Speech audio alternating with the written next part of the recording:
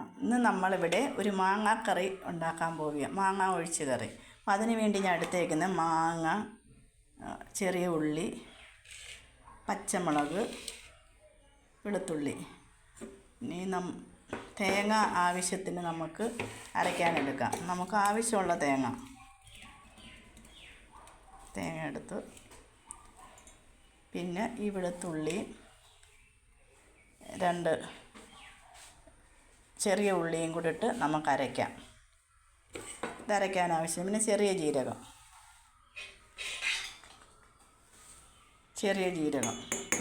ഇത് ഇട്ടിട്ടുണ്ട്. ഇനി നമുക്കിത് അരയ്ക്കാം. ഇത് നമുക്ക് വേവിക്കാൻ വയ്ക്കാം. ഇവിടെ തേങ്ങ നന്നായിട്ട് അരച്ച് വെച്ചിട്ടുണ്ട്. നന്നായിട്ട് അരയണം. തേങ്ങ അരച്ച് വെച്ചിട്ടുണ്ട്. അടുപ്പിൽ വേവാൻ വെച്ചിട്ടുണ്ട്. മാങ്ങയും ചെറിയ ഉള്ളിയും പച്ചമുളകും. ഇതിൻ്റെ കൂട്ടത്തിൽ നമുക്ക് കുറച്ച് ആവശ്യമായ മഞ്ഞൾപ്പൊടി, പിന്നെ ഒരു എരിവിനനുസരിച്ച് നമുക്ക് എരിവ് കുറച്ച് മതി. ഒരു സ്പൂൺ തികച്ചില്ല മുളക് പൊടി.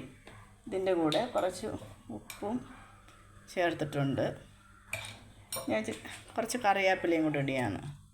കറിവേപ്പിലയ്ക്ക് നല്ല മണമല്ലേ, വേവുമ്പോൾ ഒരു പ്രത്യേക മണമാണ്. അപ്പോൾ നമുക്കിത് നന്നായി വേവിച്ചെടുക്കാം.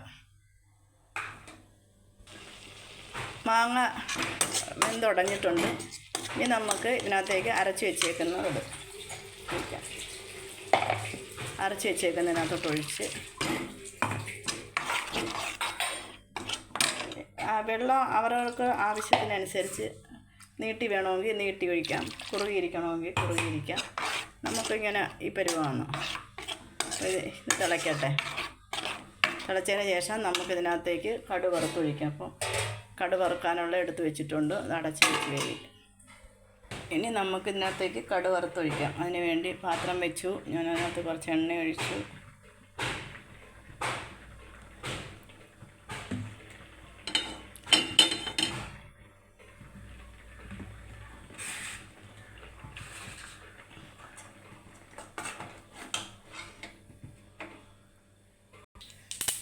കടുക് പൊട്ടുന്നുണ്ട്. നമുക്കതിനകത്തേക്ക് കുറച്ച് ഉലുവയും കൂടെ ഇടാം.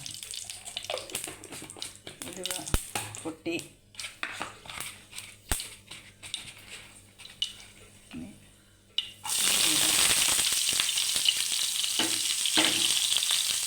ഉള്ളി ഇട്ട്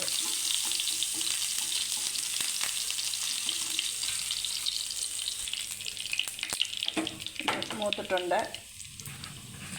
നമുക്ക് മുളക് കൂടി ഇട്ട് കൊടുക്കാം. മുളകും കറിവേപ്പിലയും.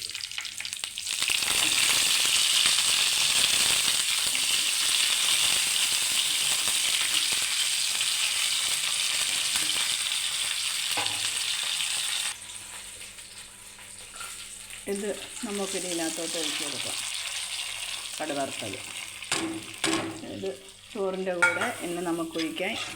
മാങ്ങാക്കറിയാണ്, നല്ല ടേസ്റ്റാണ്. നിങ്ങളൊക്കെ ഉണ്ടാക്കി നോക്കണം. നല്ല ടേസ്റ്റാണ്.